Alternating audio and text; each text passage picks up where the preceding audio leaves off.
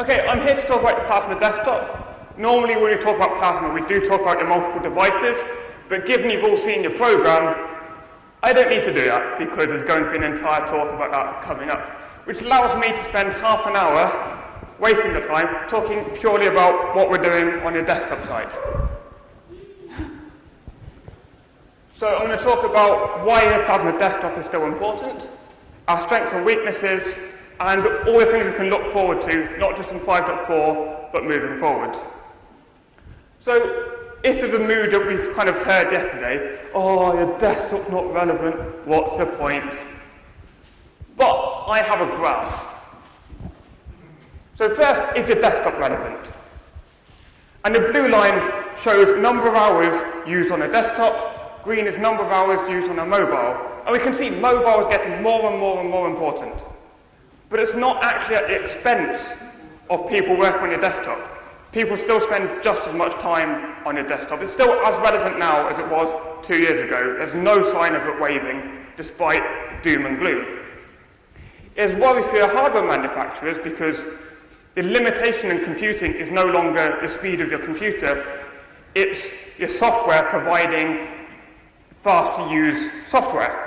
So it's an interesting problem for us to solve now. It's a software problem rather than hardware. So hardware manufacturers are scared, we should be excited. And we've established desktop is still relevant, is your Linux desktop still relevant? Again, another graph. Again, it's not really waving, it's not shooting up. We're not winning everything, but it's also not going down. And if we were excited about your desktop before, we should still be excited now. And I put it to you for your presentation that Plasma is the best of the Linux desktops. And it's going to be the best of all of the desktops, including a proprietary Windows and OS X in the future, hopefully. So what's the goal of the Plasma desktop? What's the point of desktops in general? And why do you use it? And it's purely for one thing, to get stuff done.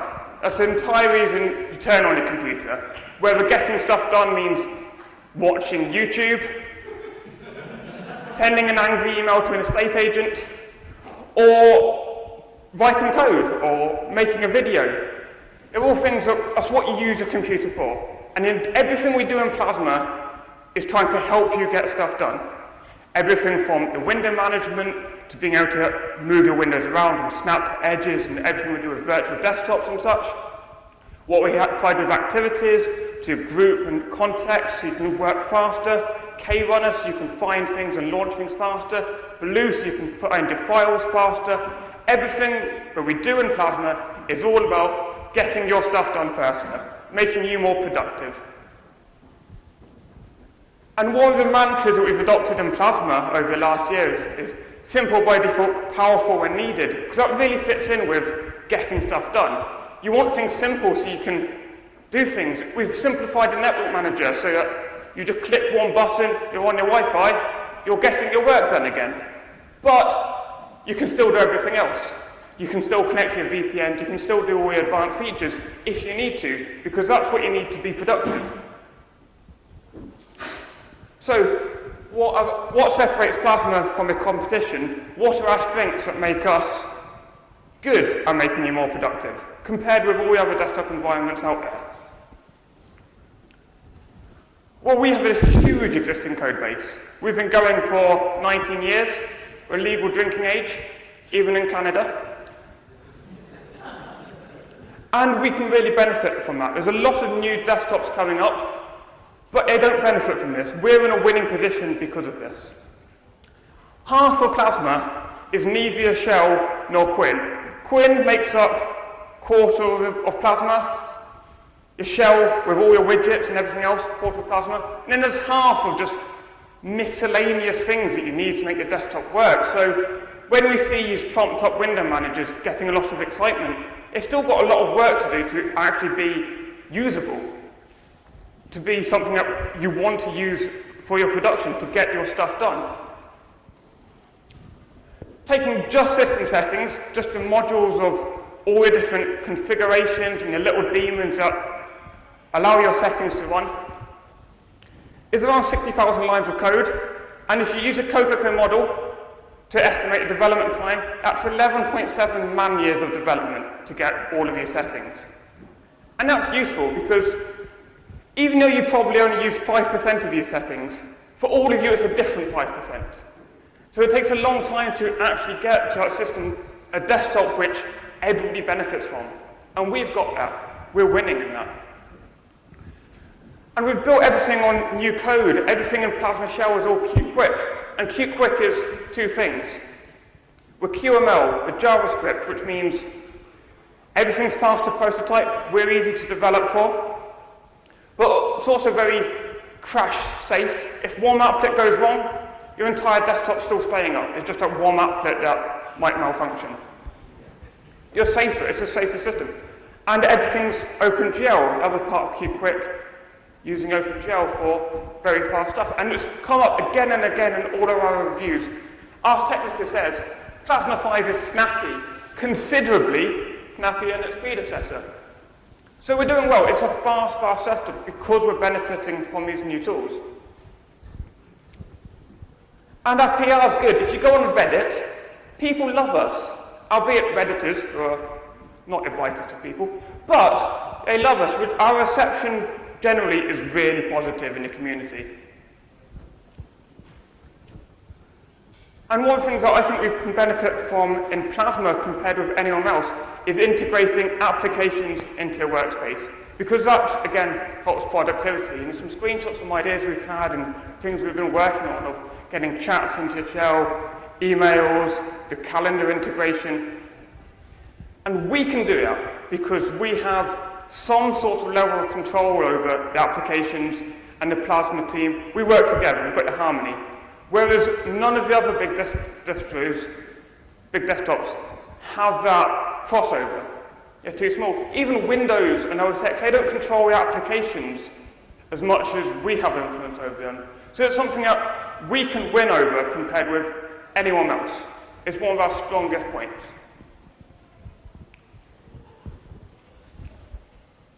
And it's business-grade software. Businesses use this. Munich government, we all know about, they're using Plasma. We should all be very proud that this is business software. There's a screenshot of someone making some movie thing. I did my research, and it's very identifiably Plasma 4.3. You get to know these things when you're in Plasma. And businesses are using our software. Our software is, if it's usable for businesses, it's usable for people at home. Again, to get stuff done. And if businesses find our stuff's good, that means long-term money will be coming in. Everything's good if we can be business-grade software. Unfortunately, it's not all rainbows and unicorns. We do suck. In some places. So where do we suck? We've got this huge existing code base.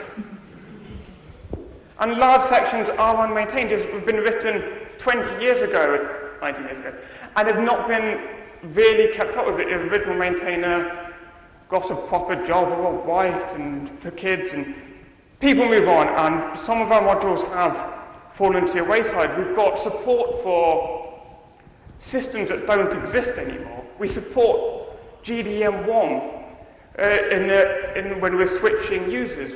Lots of stuff which is just practically unused that we need to cause us problems. So we do need people to start adopting these less maintained modules. Oh, I expected an audible R, to be honest. Good work. System settings, most modules in there are unmaintained and they are building up bugs. A bug in Plasma Shell will get a comment within 24 hours, either confirming or resolving issue or marking duplicates. Some of the system setting modules, K-hotkeys, not so much. And that's a problem. And we do need you guys, I don't know why I ended on you guys to step up and say, I've noticed this problem is weak. Maybe no one was maintaining this. Maybe I should look at rewriting this or just going through this one component in Bugzilla and making sure this part's good. And we do need more people to step over and adopt things. Not adopting a dog, and you'll have less time for Plasma. obviously. And we use the latest tech, which is a problem. We're first to hit new bugs. We've hit screen management bugs in Qt. It's been one of the biggest problems we've had. It's all been fixed, but it takes a while for everyone to catch up. We've now got a problem in some new graphics drivers because we're using advanced stuff. And yeah, we're still hitting these problems. But hopefully this will go away with time. Now that Plasma's gone through this big jump, we're not going to go through any more big jumps soon. So over time, this problem's going to go away till Qt 6. Yeah. Oh yeah, there's more big jumps coming. But using the latest tech does cause us problems as well. So we need people to at least be running the latest Qt so we can catch these things early. There was a problem in Qt 5.5 that we found, identified and fixed before it all came out, which could have been a problem, but it wasn't because we had people testing. And our PR. Our website on kd.org for Plasma still has pictures from Plasma 4. And while it is in long-term support at the moment, and that's not necessarily a bad thing to keep for a while, a year on from 5.0, that does kind of imply we're not doing a very brilliant job on keeping up with our websites. And that's where the first point of contact for new users will be through your website. So we have a lot of work we can do improving that. And I've said before it's business grade. You all used it. There are niggles, there are problems which can be annoying, which would stop adoption. We need to get better testing, better QA, and it's something we're working on. Things are only going to get better. But with Plasma 5 on the initial releases, maybe we weren't quite there yet. So, what have we been doing since 5.0? Focus has always been on fixing bugs, because over the last year, distros are now adopting us. 5.0 came out last Academy, pretty much, but it took a while for distros to pick us up to be a default. And over the last year, that's happened. And the reviews have generally been good. We did do a good job. But bugs still came pouring in as we got new users testing things we weren't expecting. Over the last year, we closed 3,107 bugs, which is an impressive number.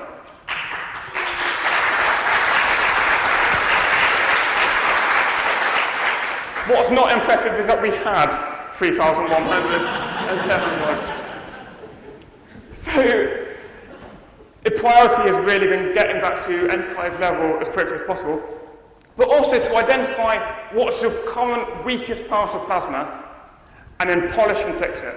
Maybe it might mean a rewrite of that one section, like touchpad wasn't working, got a complete new rewrite for Plasma. And again, it's identify a weak area, fix it. Identify a weak area, fix it. But there's no more huge revolutionary jumps, just evolutionary, constant incrementally improving our software. And that's what we've been doing, and that's what we're going to continue doing onwards. So, what's coming up? What can we be excited about? In 5.4, we have these huge memory reductions coming in, thanks to work by Mark and Martin. We're going to be saving 20, 30 megabytes on the Plasma shell. And we've identified more areas that we can get rid of. It's something that we've identified, this is a problem, and we're going to be slowly fixing out over time. But 5.4, huge improvements already. And we're also getting rid of some of our super legacy code. With LogND becoming more popular, we can get rid of some of our more extremely old software. Now LogND is becoming a more de facto standard that everyone's implementing it, even Console Kit 2. So by getting rid of some of these older legacy software, we get more maintained paths for everybody. Everyone gets a better experience. And it'll be faster, because we're not having to query for all of these really old backends. So we're getting rid of old, unused things, which is good. We're getting rid of the fat, as I called it. Another thing that came into 5.3, which I'm quite excited about, is activity tracking. Activity has been a part of Plasma for a while, but now we're really making use of it in something that I think is sensible. Documents, that sounded wrong. Documents, we're keeping track of which documents are open per activity using K-Activity's framework. So it's not just a plain list, we're keeping a log per activity, and we're keeping track of how long each document was open to prioritize this list. On one of our menus, you can right-click on Kate, and it will list all the recent documents with that application. So it's application-specific and context-specific. So that's really, again, enhancing productivity because you're getting your documents faster and contextually aware.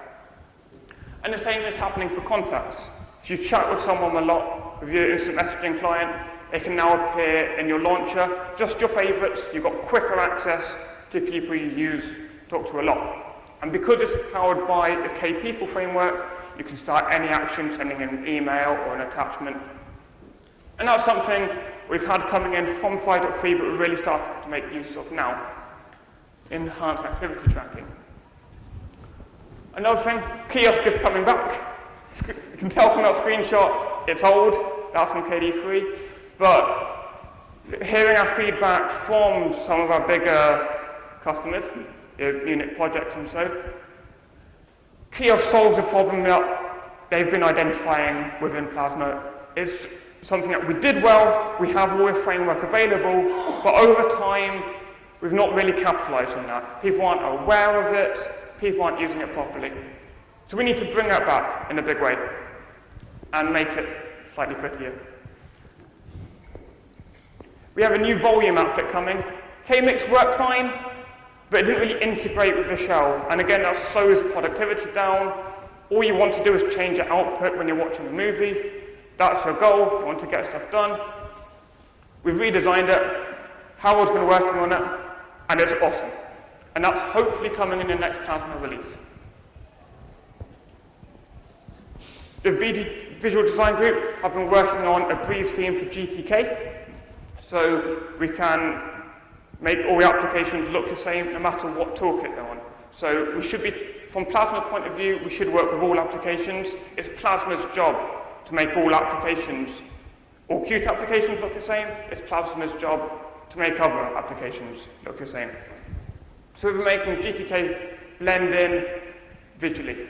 And that's coming hopefully in 5.5. It's missed the window for 5.4. Hopefully in 5.5, which is a good Christmas present, we should see GTK Breeze themes. That's both GTK2 and GTK3. And the visual design group haven't stopped there. They've been working on a lot of really, really awesome mock-ups, which I think are worth getting excited about. There's a new mock-up for System Guard showing all your running processes. And this is I love this screenshot. It's a nice mixture of the usability team and the graphic design team working together. Usability team identifying the reason you open this is to identify which processes are running amok and kill them. Not to give a list of absolutely everything under the sun. That might be useful, but that's not what users are trying to do most of the time. It's not what I'm trying to do. And then the visual design team have turned this into something that looks beautiful. And hopefully, over the next releases, we'll get people excited and wanting to help implement this. And I really love these designs.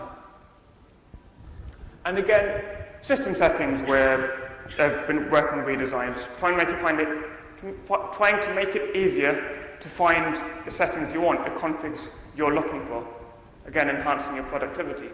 So we've got some new mock-ups. It's a work in progress. Hopefully we'll see this in upcoming Plasma releases. So that's something to get excited about as well. So, in conclusion, I'm going to have some water and make you wait. In conclusion, Plasma 5 is in a good state. We did the migration pretty well. And we're only going up from here. We're not making steps backwards, we're just progress. And I'm genuinely excited about where we're going with Plasma. And there's lots of potential for improvement that we've identified and we are currently working on, both in the short term and in the long term. You've seen the mock-ups. They're really cool, and we do need people here to step up and get involved, and it's a really good time to get involved in Plasma. Most of the hard work's done, the grunt work, now it's fun stuff, polishing and implementing really, really cool designs. And that's me done. Any questions?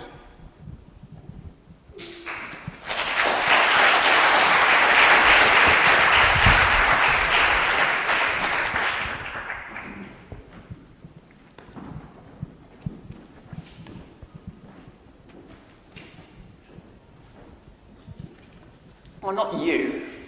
Sorry. I have a question to the result box you mentioned. For which components was that? That's everything in Plasma. Everything in Plasma, so including, for example, pen. Yeah. Okay. And it was result fix and not just result duplicators included? It included a wide range of, no, that was including duplicates. However, the number excluding duplicates is 2,137. Every night before bed, I check the number of bugs. It genuinely is part of my bedtime routine. Clean my teeth, grab my laptop, climb into bed, and then look through all the unconfirmed bugs of Plasma that day. He's not lying, I've seen him do that, really. Wait, what are you doing in my bedroom when I'm going to bed? This is why I moved out of Barcelona. What's the source for the desktop versus mobile graph you showed us? Okay, so what's this? What was the question? What's this? The source. I don't know. It says in the bottom of the graph because I stole it from the internet. Com score, and that sounds important. It's got com. No, it generally is. It was from a proper article. It wasn't just one bloke with a stopwatch. It was a proper statistical company. I can find you a link to the article, and I'll send it to you after the presentation. Same question for the other graph. But Next how long the time span is. You can't really see it from there. That's July 2013 on the left, and then June 2015 on the right. I was trying to go for 2 years and missed. Okay, so that's basically 2 years. Basically 2 years. We've been talking about the Linux desktop being the hit the next year for quite a long time, so I'd be interested to see a longer. Yeah, definitely. I mean, I chose this graph because this source because it had a lovely line graph. There were plenty of other sources where information was slightly different, but it still showed, if anything, a slightly positive trend. There was one source I found that showed it doubled in the last 2 years. Again, it depends a bit on how you collect this information. Thanks.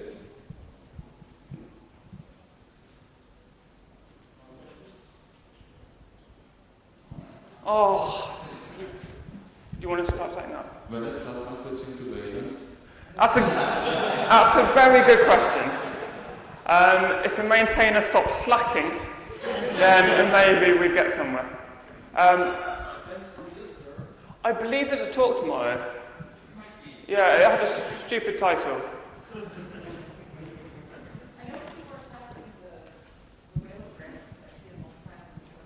Yeah, that's cool. Cool, there's one more question. And then, there's one with the hand up. That's how I knew. Well, it's going to be 2 questions. One is, that's a bit cheeky. Does it eat my kittens and puppies, or is it stable? Stable-ish. I mean, we're seeing distros start picking it up. I don't think we're seeing it in deployment very much yet. Though I do know of one web company that have now switched to Plasma 5, which is web company. The one Ken Vermet works at. So. But another question: how hard is it to port Plasmoid to Plasma 5? Because there's a few in the pipeline. Yeah, good question. So in Plasma 4, we were in a transitive stage. It went through a few different technologies within Plasma 4, and it made them all work. So depending on the Plasmoid, it might be difficult or harder. If it was written in C++ using a graphics view API, then you're talking from the visuals part, a complete rewrite, from the logic part, a bit of shifting things about. If it was written in QML using Qubit 1, then it's fairly trivial.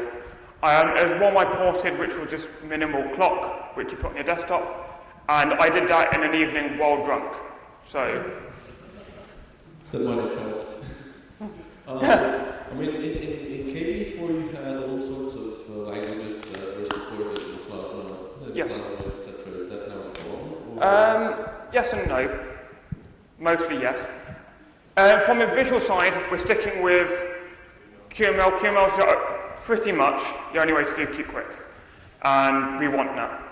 But that's also good, because it means our documentation is standardized, and there is a wealth of resources on the internet for QML. But you can also plug in technologies such as HTML canvases.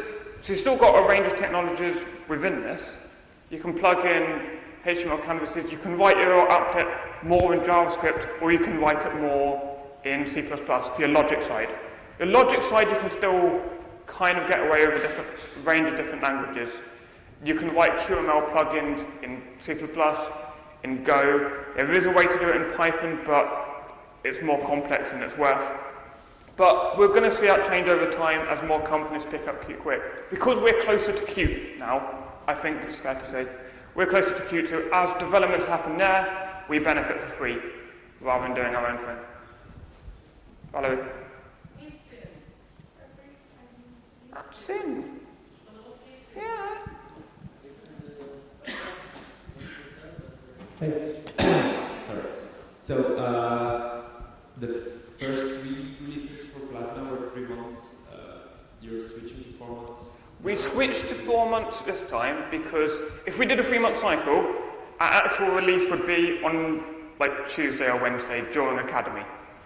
And there was a general consensus of, we're not releasing during Academy because we're all stressed with this work. So we moved to this because of Academy.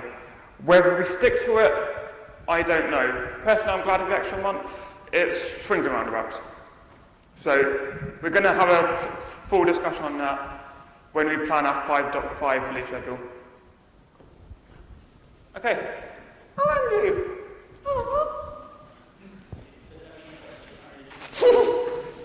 You're pleased to see me. Is that a question, or are you just pleased to see me? So I'm just curious your general thought. There was a time, way back where if you looked at KDE, there was an unashamed claim that, hey, it looks like Windows. And now we've done a pretty cool job of kind of establishing our own identity. I'm curious, given what's happening in OS X and Windows, what are we learning? What do you think we're learning from those proprietary desktops, or even other open source desktops like GNOME and VShell and Unity? I mean, GNOME is definitely doing a good job of showing us what a pretty desktop can look like. They've done some amazing work there. But our work's catching up. In fact, Plasma 5 is doing a really good job. So, yeah, it's a longer question that I want to give. Yeah, you awkward person. They're moving towards being more mobile friendly, particularly on the Windows side. But we're also seeing a backlash in terms of media, which is bad. But we're also seeing that if they're pushing in that direction, hardware will push in that direction, and that's relevant for us. So it really is. We don't want to stick to being a copy of anything. I don't think we've ever been a copy of anything. People just said that because we had the menu on the bottom, whereas GNOME had the menu on the top. And then people identify at one common thing and then say, you're the same. So I don't think we've ever been a Windows clone. I don't think we'll continue to be a Windows clone. Because we weren't. That's all we have time for. We can clap for David again.